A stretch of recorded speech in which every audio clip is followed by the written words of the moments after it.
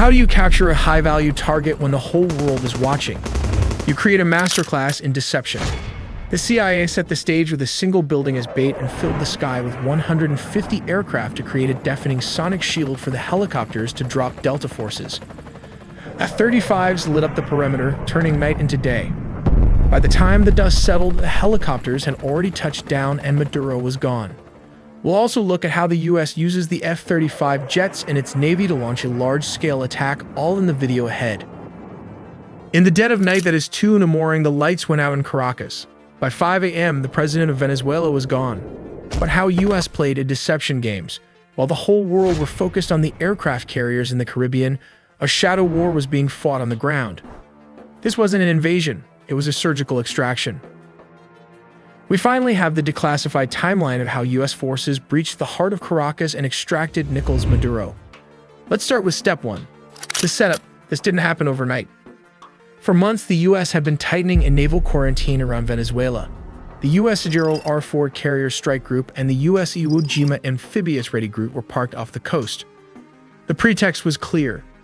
The US designated the Venezuelan government a narco-terrorist state, specifically targeting the drugs lords, but while the Navy squeezed the coast, intelligence assets were tracking one man. They waited for a specific window, a moment where Maduro was stationary and vulnerable. Step 2. The strike. It began at exactly 2 in the morning Venezuelan Standard Time. High above, several F-35 stealth fighters punch a hole through the enemy lines, destabilizing their anti-air defenses. Like these Russian S-300 missiles located all over the strategic high-value target. With the skies cleared, the path opens for Delta Force helicopters to fly straight towards the mission. Here comes the deception as the helicopters flew. The jets started firing with more strikes as it hit Fort Tuna, the main military base and command center, and La Carlota Air Base, destabilizing Venezuelan air support. Reports from the ground described widespread explosions and a sudden communications blackout. The chaos wasn't the goal, it was the cover. But how did the raid happen? We have to look at step 3. Under the cover of darkness and chaos, the Tier 1 operators went to work. But what is the exact unit tasked with the mission? It is the Delta Force, one of the most elite secretive special forces units in the US military. Witnesses in Caracas reported low-flying aircraft skimming the rooftops, flying well below radar coverage. The team breached a secure compound believed to be a safe house within the massive Fort Tuna complex. Resistance from the Venezuelan Presidential Guard was swift but ultimately futile, as the helicopters lay cover fire. The operators moved with surgical speed, landing on multiple points. But how exactly the capture and extraction happened? For this, let's look at step 4. Specialized helicopters hovered over the objective to insert the assault team. While dozens of attack helicopters laid down suppression fire, the Delta Special Forces descended and started the search for the high-value targets. How did they find him? Simple. The CIA had planted spy inside Nicolás Maduro close circle. While back in the US, Delta Force built an exact replica of his safe house, rehearsing the raid until they could do it blindfolded. While operators breached the room so fast, his security could not even react to the situation as the sound of flash grenades disoriented the security guard. Using blowtorch, they caught him before he could even lock all the doors. Maduro's shock and awe froze him as Delta Force reached the compound. Nicolás Maduro and his wife, Celia Flores, were physically secured. This wasn't a negotiation. They were detained and immediately moved to the extraction point. These aircraft are capable of performing urban extractions from buildings and refueling in midair. Within minutes, they were airborne, leaving Venezuelan airspace and heading to a secure floating staging base in the Caribbean. This Operation Southern Spear has changed the geopolitical map of South America overnight. But wait, before after the extractions, there were reports of F-35 jets also leading the tip of the spear for the attack. We'll look how the United States used F-35 jets instead of F-16s for operations in Venezuela, because this is a well-organized and militarized Venezuela has positioned advanced Russian S-300 missile systems, Chinese radar networks, integrated Russian air defenses, and Shahed drones along its borders. This creates a highly lethal and challenging environment that older S-16s would struggle to survive. As stated, around 150 aircrafts and a massive 8 U.S. destroyers were stationed there. It also has 3 amphibious aircraft carrier and surveillance plane to turn it into a massive command and control juggernaut capable of overcoming a modern military's air defenses.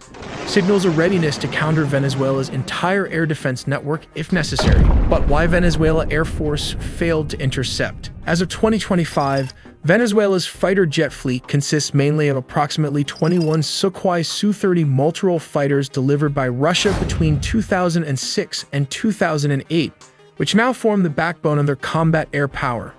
Additionally, they maintain about 5 operational S-16 Fighting Falcons from an older batch, including 3 single-seat S-16As and 2 two-seat S-16Vs. These S-16s are aging and suffer from limited maintenance and part support due to U.S. sanctions, although they have been supplemented with Israeli upgrades. Venezuela acquired its F-16 jets from the United States through a foreign military sales agreement called Peace Delta in May 1982, during a period of good diplomatic and military relations. They were the first Latin American country to receive the S-16, with deliveries occurring between 1983 and 1985. The reason the U.S. does not use F-16s in current operations is because these jets lack the stealth capabilities necessary to evade the S-300 and other integrated defenses. The advanced S-300V or anti-2500 systems, supported by dense Chinese and Russian radar, can easily detect and target older aircraft at long ranges. Sending F-16s into such an environment would result in high attrition risks as they are vulnerable to radar detection and missile engagement. Not to forget the Russian Buk air defense system that can take out an S-16 with ease. These are cheap R-15 or 24 Buk systems are already active and mobile all over the country. Additionally, F-16s are less effective in contested airspace saturated with drones, especially the Iranian Shahed drones used by Venezuela for reconnaissance and kamikaze strikes. The F-35, however, offers crucial advantages. Its stealth design enables it to fly undetected or with much lower risk, making it effective against advanced surface-to-air missiles and networked radar systems. Its sensor fusion, electronic warfare, and data link capabilities allow it to simultaneously suppress and target mobile and fixed air defense positions, adapting rapidly to counter Russian and Chinese radar configurations. While the aircrafts took out the anti-air defenses Venezuelan military as a whole, this allowed the CIA and special forces to advance towards its target. The overwhelming presence of advanced Russian, Chinese, Iranian, and indigenous air defense and drone systems on the Venezuelan border means that the stealth fighter jets, or the first wave of attack, provide both the survivability and strike capability required for such operations. But how do they rotate clockwise? Well, the distance from Puerto Rico to Venezuela is about 1,300 kilometers. This is roughly 810 miles, which translates to around 1.5 hours of flight time for an F-35 flying at high subsonic speeds.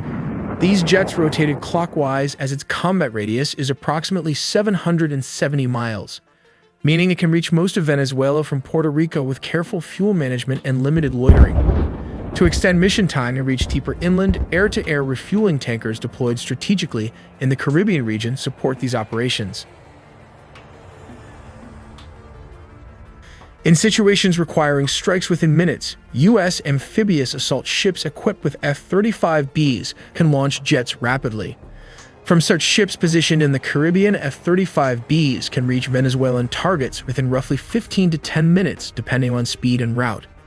Targets typically include narco-traffickers' networks, air defense installations, command centers, and drone facilities, enabling flexible sea-based strike options against both Venezuelan military and criminal infrastructure.